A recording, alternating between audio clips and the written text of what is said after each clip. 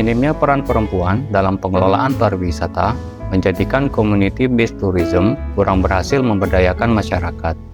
Jumlah yang sedikit, kontribusi yang minim, peran matrivokal, serta aspek keterlindungan hukum dan penghasilan menjadi isu utama yang kerap dikumandangkan. Pada episode kali ini, kita akan membahas lebih dalam sejauh mana peran perempuan dalam pengembangan pariwisata berkelanjutan, khususnya di tingkat desa. Bersama saya Fuad Andika Rahman, inilah Ganti Jaringan. Jangan disingkat.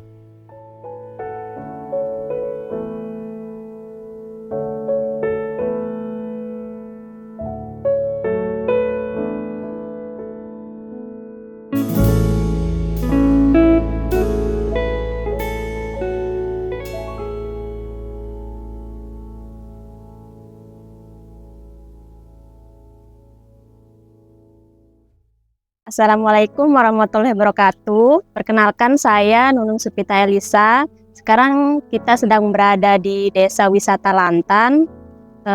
Hari ini kita akan berbicara sedikit tentang peran perempuan terhadap pariwisata, khususnya di Desa Lantan. Sekarang kita sudah kedatangan teman kita yang memang aktif di Desa Wisata Lantan, yaitu Mbak Trisna. Halo Mbak Trisna. Halo. Gimana kabarnya? Alhamdulillah baik. Tadi habis nemenin tamu kebetulan dari Bandung, shop trekking ke Pengempel di Lantan Duren. Mbak Trisna, Desa Wisata Lantan ini kayak gimana sih? Desa Wisata Lantan ini awalnya ya, mungkin mau kasih sejarahnya aja dulu. Awalnya 2017 itu kami kedatangan NGO dari Jepang yang memperkenalkan konsep ekotourism pertama kali tentang village based tourism, desa wisata. Kita didatangkan tamu dari Jepang, kita diminta ngatur konsep tentang ekotourism, kita sama sekali nggak tahu apa-apa. Sehingga dari 2017 itu berangkat menjadi Desa Wisata Lantan, terpilih 2019 sebagai 99 desa wisata pilihan. Nah, dari sana awalnya saat itu ya. Untuk saat ini Desa Wisata Lantan itu kayak gimana?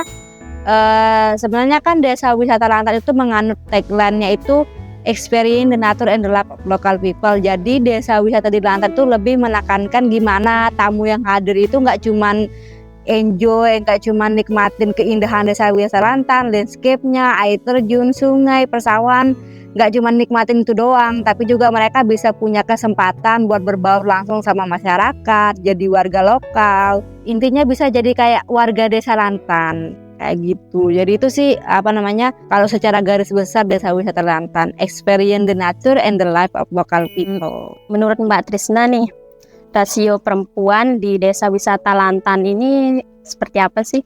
Oke. Mungkin dulu awal-awal diresmikan, kalau boleh jujur, ketika awal-awal Pokdarus itu ada di Lantan sekitar tahun 2018 ya 2019, perempuan itu masih sekedar cuman sebagai pelengkap organisasi, pelengkap struktur organisasi doang. Yang penting ada namanya doang. Terus kalaupun misalnya ada event ataupun kegiatan-kegiatan desa wisata, paling cuman sekedar kayak jadi bikin kopi, konsumsi, jadi cuma pagar ayu, cuma dipajang aja. Jadi kayak jumlahnya tuh sedikit, terus juga perannya di sana tuh nggak kuat untuk sebagai pengambil keputusan ataupun menempatkan tempat-tempat penting dan vital di organisasi itu nggak ada sama sekali malah. Cuman alhamdulillah kebetulan nih, aku kan kembar 3 ya. Nah, kembaranku namanya Tiwi. Nah, alhamdulillah di tahun 2021 itu Pak Kepala Desa Erwandi minta saudaraku untuk jadi ketua. Nah, ketua Pokdarwis, kelompok Darwisata Lantan, namanya Pokdarwis Solah. Nah, dari sana tuh Tiwi itu mau ngerubah dari segi gender equality-nya, kesetaraan gender, terutama perannya, sehingga Tiwi itu nggak ngeliat kayak harusnya cowok nih yang di peran-peran penting. Enggak, karena dia ketua jadi dia punya power untuk merubah sistem yang ada di kepengurusan Pokdarwis ini. Jadi alhamdulillah sekarang tuh perempuan-perempuan tuh di posisinya yang penting. Posisi penting tuh maksudnya apa? Yang kayak nggak cuma sekedar pelengkap organisasi, tapi di koordinator, pengurus inti kayak mungkin sekretaris, wakil. Yang penting kalau punya skill, punya keterampilan dan mau ngebangun desa, mau itu perempuan ataupun laki-laki, seperti itu. Dan alhamdulillah sejak itu ada perubahan, sehingga kalau ada membangun komunitas di desa kayak di KMPS, Pak Kadesnya juga nggak cuma yang laki tapi yang perempuan. Contohnya di KMPS aku juga sebagai sekretaris gitu loh. Maksudnya dia nggak cuma sekedar perempuannya itu nggak cuma jadi anggota biasa, ada yang jadi koordinator media, ada yang juga jadi koordinator di bagian humasnya, perempuannya. Kalau fun fact ya, di Lombok Tengah itu cuma 2 yang ketua Pokdaris perempuan, yang yang di Setanggor dengan yang di Lantan. Nah, sejak TV itu ada, jadinya kalau ada komunitas baru yang dibangun sama desa, nggak cuma di bagian wisata, perempuannya diikutkan untuk perekrutan anggota dan semuanya diikutkan untuk pengambilan keputusan. Dan segi pelatihan juga nggak sekedar di pangan kayak dulu beberapa tahun lalu cuma difokuskan di pangan, tapi sekarang pelatihannya dibagi rata. Kalau memang punya skill di bagian tour guide ya di tour guide, kalau punya skill di bagian media ya di media, jadi nggak terbatas segi gender di bagian produksi pangan saja. Kayak gitu sih so far. Kalau mau aku ceritain tentang perkembangan gimana sih kemajuan untuk keterwakilan perempuan di Desa Wisata Lantan itu sendiri. Kalau untuk distribusi perempuan pada Desa Wisata Lantan ini kayak gimana? Alhamdulillah perempuan itu pemerataan untuk kerjanya itu di Desa Wisata Lantan sudah merata. Sudah diberikan kesempatan, tidak melihat apakah kamu laki atau perempuan. Kalau memang kamu punya skill, kamu mau berkontribusi secara aktif di Desa Wisata Lantan, kamu berhak untuk berada di peran-peran penting itu, di peran-peran vital, nggak cuman laki-laki aja. Kayak sekarang malah dominasi perempuan yang sekarang seperti itu. Seperti contohnya dari 10 anggota 6 atau 7 itu diisi oleh perempuan, 3-nya oleh laki-laki seperti itu. Dan juga kayak contohnya nih waktu ada sertifikasi tour guide itu angka perempuan dan laki-lakinya itu seimbang, nggak yang lebih dominan laki terus cuma 3 orang perempuan, nggak. Kalau di Desa Wisata Lantan alhamdulillah seluruh Pokdaris perempuan itu udah certified untuk tour guide. Itu salah satu bentuk sebenarnya bagaimana pemerataan dalam peran perempuan itu sendiri di Desa Wisata Lantan. Pokoknya sudah nggak ada tuh perempuan cuman jadi penyeduh kopi, membuat kopi. Udah nggak ada tuh perempuan tuh cuman jadi bikin makanan, kasih makanan. Terus jadi pagar ayu tuh udah nggak ada lagi sekarang kayak gitu. Kalau emang rata ya. Ya kalau emang jadi kalau emang jadi MC, kalau mau hal ini nih yang lagi ada dan emang sedang mampu udah jadi tour guide ya dia yang kan jadi tour guide kayak gitu. Nggak cuma sebatas perempuan yang kayak pemuda ya, tapi juga ibu-ibunya itu dirangkul, ibu-ibu rumah tangganya. Contoh kalau ada tamu, kita lebih menekankan kalau di Desa Wisata Lantan ya, kalau ada tamu baik itu domestik ataupun luar negeri, mancanegara, kalau ada tamu datang yang kita empower dan memperdaya itu perempuannya. Misalnya kalau kita ke sawah nih, nah kita nggak yang petani laki-laki itu kita jadikan opsi belakang, tapi ibu-ibu rumah tangga, petani perempuan yang kita ajak untuk, contohnya nih di Lantan kan ada paket hunting local food. Nah, petani perempuan yang kita ajak untuk cari kangkung, cari banyak hal lah di sawah seperti itu dengan tamu-tamu lokal ataupun tamu-tamu mancanegara. Memberikan kesempatan ke ibu-ibu rumah tangga itu untuk berperan aktif dan juga mempekerjakan, karena kan nanti akan ada share upah dan sebagainya ketika mereka udah menemani tamu. Dijelasin lah sama ibu-ibunya tuh untuk nggak cuman masak, nggak cuman keliling sawah, tapi gimana sih persawahan di Lantan, gimana pertanian apanya dijelasin. Tentunya sih sebagai tour guide yang translator ya, tapi mereka pakai bahasa daerah atau pakai bahasa Indonesia kayak gitu. Jadi selama kita bawa tamu, kita jarang pakai petani laki-lakinya. Kita benar-benar kayak mau mendahulukan ibu rumah tangganya dulu selama mereka tidak ada kesibukan dan selama mereka bisa, dan tentu saja persetujuan kepada suaminya. Boleh nggak nih saat ini istrinya kita ajak dulu untuk keliling sawah sama tamu untuk diajarin tentang gimana sih persawahan, gimana kalau mau metik kangkung ataupun botor, segala sayuran seperti itu. Menurut Mbak Trisna, stigma negatif atau positif peran perempuan dalam pariwisata kayak gimana? Kan biasanya nih kalau perempuan yang ikut di pariwisata biasanya kayak dipandang negatif sama masyarakat gitu. Menurut Mbak Trisna? Iya. Stigma negatif, kami tidak pernah menghadapi stigma negatif tentang peran perempuan di pariwisata, khususnya di Desa Wisata Lantan ya. Kalau mau bicara masalah lebih khusus lagi di desa wisata, karena kan kami nggak mass tourism ya, nggak mass tourism, kita benar-benar kayak sustainable tourism, ecotourism, desa wisata yang dimana emang selama ini kita itu kan kebanyakan orang kalau nganggap nih wisata itu oh berarti kita menghilangkan budaya lokal. Kita itu lebih ikut budayanya Western, budayanya Barat untuk memenuhi para tamu-tamu asing kan ya biasanya. Karena kita itu menganut value-nya itu adalah nilai-nilai yang kita anut di desa wisata itu adalah sustainable tourism, ecotourism, di mana kita tidak merusak sama sekali kultur budaya yang ada di desa wisata Lantan. Kita mengintegrasikannya di desa wisata itu. Jadi benar-benar kita kenalkan kepada tamu sehingga selama ini tidak pernah ada stigma negatif untuk perempuan di pariwisata itu. Tapi kalau mau bicara masalah pandangan sendiri, karena kita di Lombok ini, terutama aku ya lahir dan besar di lingkungan yang begitu patriarki, sehingga ketika melihat perempuan begitu aktif di depan, padahal itu cuma sekedar wisata, bahkan hanya sekedar mass tourism, mereka juga bekerja secara halal.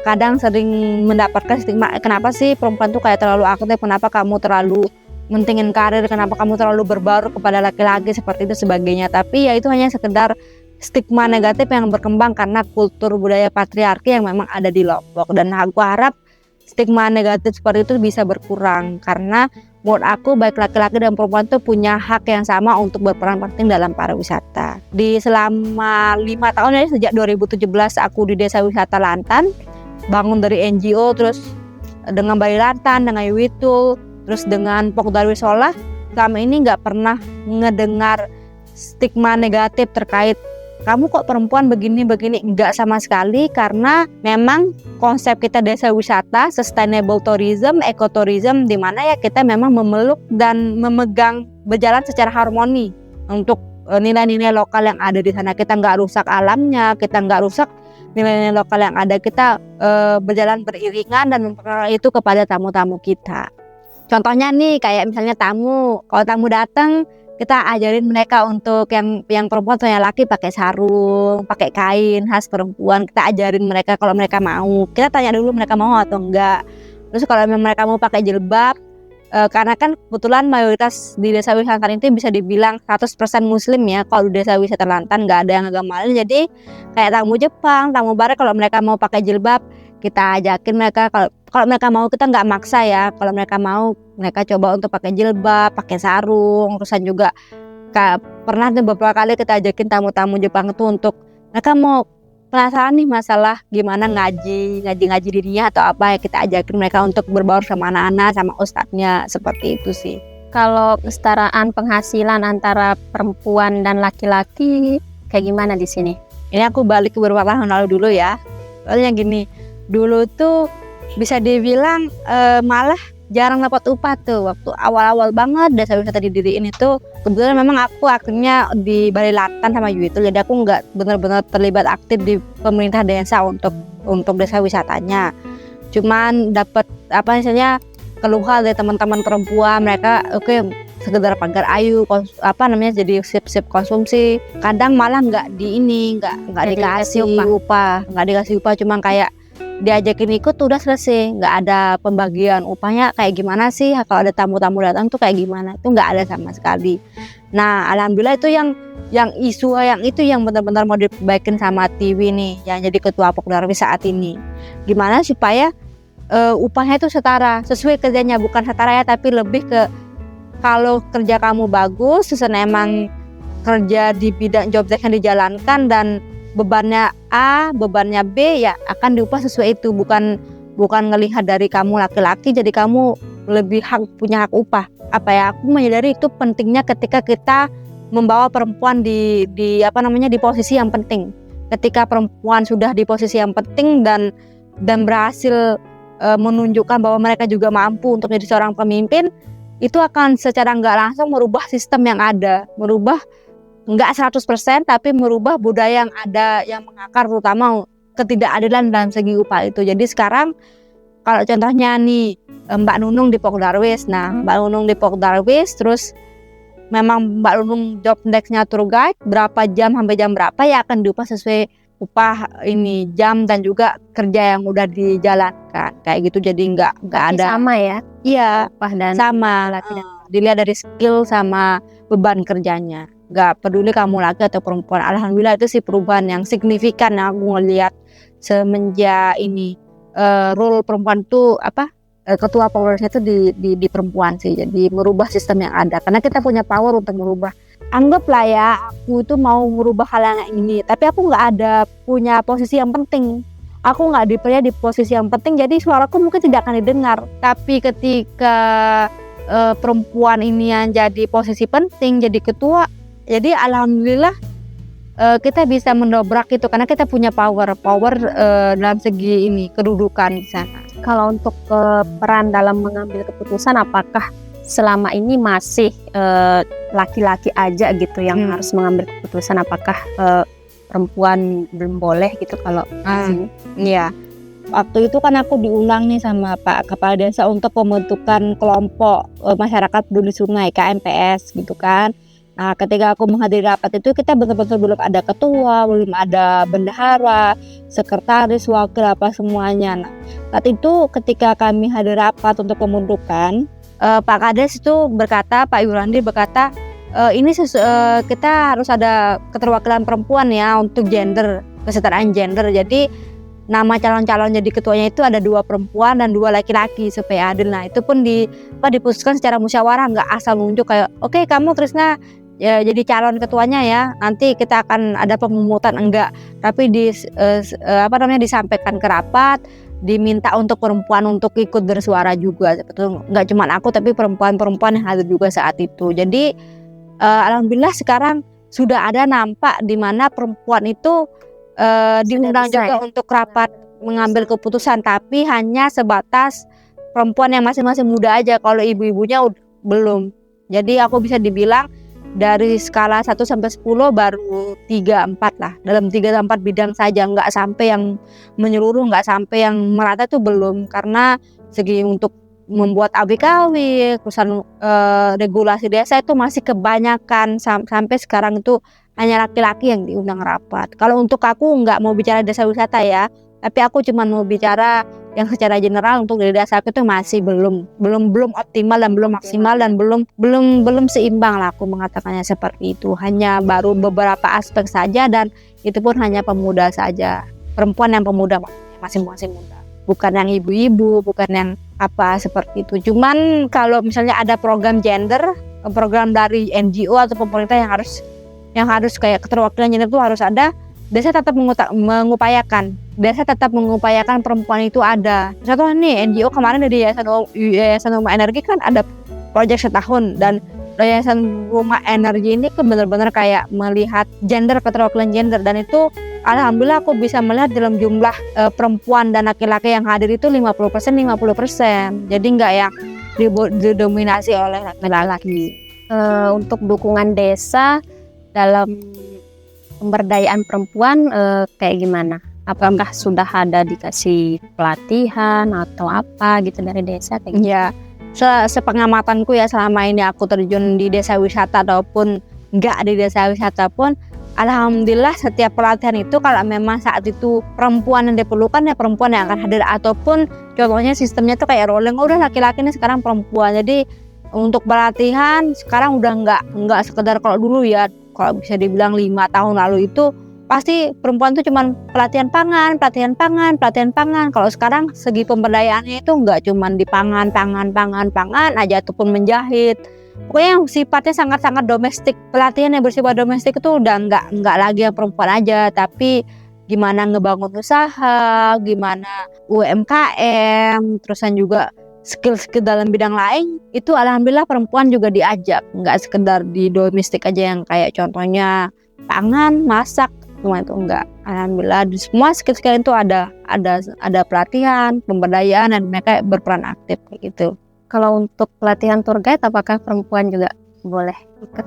Ya alhamdulillah untuk tour guide juga di Desa Wisata Lantan nggak ngelihat gender. Perempuan nggak cuma ikut pelatihan tour guide, tapi mereka juga diberikan kesempatan yang sama untuk dapat sertifikasi. Seperti yang aku ceritain, udah banyak perempuan-perempuan, pemuda-pemudanya pemudi-pemudinya maksud aku tuh yang udah dapat sertifikasi tour guide lokal. Baik yang diadakan oleh Dispar dan juga yang diadakan oleh NGO-NGO lain. Kalau untuk hak aspek perlindungan perempuan, apakah sudah ada di sini? Misalkan kalau ada tamu yang datang nih, terus kita bilangin ke orang-orang, misalkan nanti kalau ada tamu datang nggak boleh kayak manggil-manggil cewek atau apa gitu, apakah sudah ada? Oke, untuk segi awik-awik biasa tuh nggak ada sih sebenarnya yang kayak namanya peraturan khusus yang kayak oke, kalau kamu datang ke Lantan kamu nggak boleh gitu sama perempuan, nggak ada. Cuman kita sebagai tour guide kebetulan ya, ini nggak cuma di Desa Lantan tapi juga di seluruh di Lombok ya, hampir catcalling di Lombok itu udah parah dan merajalela dan sudah mengakar penuh, jadi dianggap normal sama teman-teman cowok kita, teman-teman laki-laki kita gitu kan. Jadi selama aku jadi tour guide itu aku tidak meminta tamu untuk menghargai perempuan, tapi lebih kebanyakan aku meminta masyarakat untuk jangan terlalu physical touch-nya, sentuhannya, mungkin karena dianggap karena tamu luar, jadi boleh nih kita gandeng, kita rangkul kalau minta foto. Jadi kayak kita berusaha meskipun agak susah ya untuk meningkatkan awareness soal concern itu adalah kita kayak minta izin dulu, boleh nggak kami rangkul atau boleh nggak minta foto atau apa seperti itu. Jadi kalau untuk perlindungan hak kepada perempuan yang di desa itu karena selama ini tidak pernah ada hal-hal yang tidak diinginkan terjadi, kita lebih banyak tidak meminta perlindungan kepada tamunya untuk kayak mengedukasi mereka, oh perempuan ini nggak boleh di ini, enggak, karena memang selama ini program wisata kita kan memang beriringan sama budaya yang ada. Malah kebalikannya, kita yang meminta edukasi kepada pemuda di sini supaya lebih menghormati dan kalau bisa menghargai yang namanya concern dari privacy dan concern daripada tamu-tamu yang datang, karena kan memang kita nggak ada homestay yang private atau apa, karena kita memang memanfaatkan rumah warga sebagai homestay kita di sini. Jadi memang mereka sangat berbaur langsung sama masyarakat, makan samaan sama pemilik rumah, bener-bener hidup like local people, bener-bener berjalan seperti ini masyarakat lokal yang ada di Desa Lantan ketika mereka datang dan menikmati paket yang sudah kita berikan kepada mereka kayak gitu. Tidak ada WKW khusus untuk perlindungan kepada perempuan, hanya sekedar untuk mencegah pernikahan dini. Itu pun masih, kalau boleh jujur, masih belum optimal sih, walaupun sudah ada denda atau apa sebagainya, itu masih belum optimal. Masih tetap ada aja deh. Iya betul. Kalau untuk cara Mbak Trisna membagi waktu nih untuk keluarga dan di pariwisata kayak gimana? Aku selama ini sih alhamdulillah punya keluarga yang suportif ya. Orang tua aku termasuk yang benar-benar kayak mendukung aku sendiri untuk kayak aku dibebaskan untuk berkarir, aku dibebaskan untuk berkegiatan secara aktif. Nggak masalah, karena kamu perempuan kamu nggak boleh nih, kamu perempuan kamu harus pulang jam segini atau apa, kamu nggak boleh jauh. Sampai sekarang alhamdulillah mungkin itu privilege ya yang aku punya, yang aku syukuri. Orang tua aku tuh benar-benar membebaskan aku untuk mengambil karirku dan juga mengembangkan pekerjaanku. Jadi selama aku berkegiatan desa wisata ini, aku lebih kepada menjalankan tanggung jawabku sebagai anak. Contohnya kayak tetap ngebantu orang tua di rumah, meskipun sedang sibuk atau apa, tetap meluangkan waktu, membagi waktu untuk adik-adikku, untuk orang tuaku, dan untuk pekerjaanku. Jadi aku biasanya kayak pakai checklist journaling untuk, oh hari ini aku mau buat apa nih, hari ini apa yang harus aku lakukan. Biasanya sih aku gitu sih untuk manage waktuku. Dan so far selama ini orang tuaku nggak pernah bilang, oh kamu kayaknya terlalu sibuk deh, kamu kayaknya di luar terus, kapan nih ada waktu balik keluarga. So far orang tuaku nggak pernah ada komen seperti itu ya ke aku, karena memang selama ini berusaha semaksimal mungkin untuk tetap ada untuk adik dan juga orang tua kayak gitu. Dibagi aja waktunya, kapan nih aku akan harus keluar, kapan aku akan kerja, dan kapan aku di rumah. Harapannya Mbak Trisna nih untuk pemerintah, terutama pemerintah di Desa Lantan nih, untuk perempuan kayak gimana? Harapanku sih menciptakan regulasi yang melindungi hak perempuan. Itu belum ada sih aku melihat. Maksudnya kayak contohnya mungkin sexual harassment atau sexual abuse, dan juga kesetaraan dalam hal upah, kesetaraan dalam hal domestik, role perempuan di rumah tangga, kalau ada KDRT dan sebagainya. Itu aku berharap pemerintah desa sebagai yang punya power, yang punya kuasa itu bisa menumbuhkan kesadaran tidak kepada perempuan saja tapi kepada laki-laki bahwa perempuan itu punya hak, perempuan itu juga manusia yang punya hak hidup, punya beberapa hak yang memang setara dengan laki-laki. Karena ketika ada susahsi nikah dini yang sasarannya cuma perempuan, remaja perempuan, siswi perempuan, padahal kan yang mengajak perempuan tuh nikah itu kan laki-laki ya gitu loh. Aku sering sekali tuh ya kayak protes, Pak ini kenapa sih sosialisasinya cuma ke perempuan, anak perempuan doang, siswi perempuan. Karena aku pernah jadi guru honorer kan di sekolah di Desa Lantan. Kenapa nggak laki-laki juga, terutama laki-laki yang udah dewasa gitu kan. Mereka mengajak kan, ayo kalau kamu nggak nikah siapa yang ngajakin kamu nikah lagi kayak gitu. Itu mungkin bisa, kalau aku ke depannya ada regulasi ataupun peraturan yang memang benar-benar memeluk perempuan, benar-benar memperjuangkan hak perempuan kayak gitu. Jadi nggak yang sekedar kalau ada nikah dini perempuannya doang sosialisasi, tapi juga laki-lakinya perlu disadarkan, karena jangan sampai mengajak pacar perempuan itu untuk nikah cepat seperti itu. Ini kebanyakan perempuannya doang yang disasar.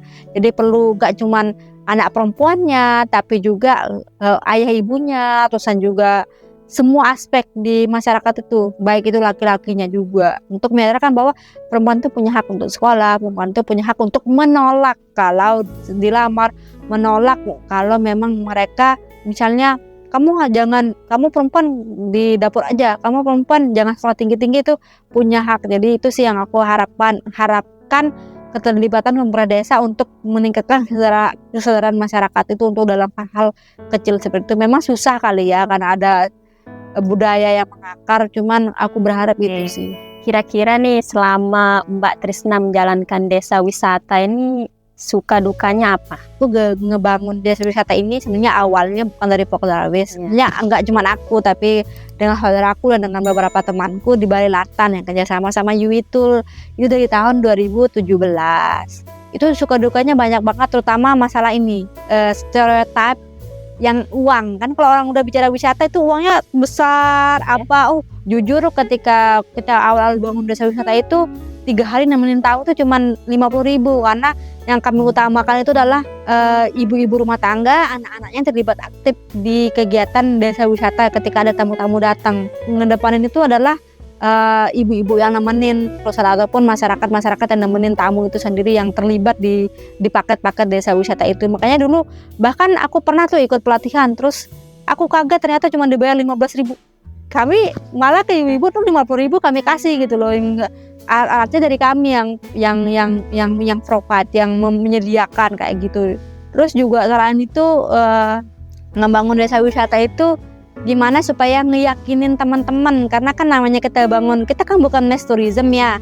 Jadi untungnya itu perlahan kecil, nggak yang langsung nampak bisa berjuta-juta di depan mata, enggak. Karena emang kita menyadari bergabung di wisata itu untuk meningkatkan ekonomi, supaya tidak ada isu-isu kesejahteraan itu bisa ada. Tapi namanya desa wisata bukan mass tourism, hasilnya kan dikit ya. Jadi tantangan terbesar itu gimana supaya memaintain motivasi teman-teman supaya tetap aktif ikut, walaupun mungkin hasil ekonominya tuh dampaknya itu belum terlalu signifikan gitu loh. Namanya kan desa wisata. Itu sih salah satu yang tantangan terbesar untuk supaya tetap solid dan sebagainya. Kalau sukanya alhamdulillah banyak banget, kayak sejak ikut di desa wisata ini bisa dapat beasiswa ke luar negeri, karena kan waktu itu ada pembukaan beasiswa terus diminta kan, namanya orang beasiswa kan diisi, ditulis apa sih pernah dilakukan kontribusinya kepada desa atau kepada daerah. Terusan nggak cuman beasiswa tapi menang isi internasional, terusan juga bisa dapat kesempatan juga ikut konferensi internasional, yang dimana karena mengebangun desa wisata itu dan koneksi-koneksi, ketemu sama berbagai teman, nggak cuma yang di desa di Lombok, tapi juga di luar daerah dan juga di luar negeri. Itu sih pengalaman yang sangat bersyukur, terutama itu sih ngedapetin beasiswa itu sih yang paling aku syukuri sampai sekarang. Terima kasih Mbak Trisna atas waktunya. Mungkin cukupkan sampai di sini saja. Lain kali mungkin bisa ngobrol-ngobrol lagi ya di Desa Lantan. Ya, aku harap teman-teman datang nih ke Desa Wisata Lantan dan nikmatin seperti yang sekarang nih di berugaknya di sawah di saung. teman-teman bisa hadir di Desa Wisata Lantan. Oh iya, di Desa Wisata Lantan itu kita kita promosi itu lewat Instagram Desa Wisata Lantan, YouTube dan juga websitenya. Nanti teman-teman bisa berkunjung untuk melihat paket di website Desa Wisata Lantan untuk update terbaru tentang kegiatan ataupun mau ngeliat gimana sih rupanya Desa Wisata Lantan sebelum berkunjung. Jangan lupa datang Iya. Desa Wisata Lantan. Baik, mungkin itu saja. Assalamualaikum warahmatullahi wabarakatuh.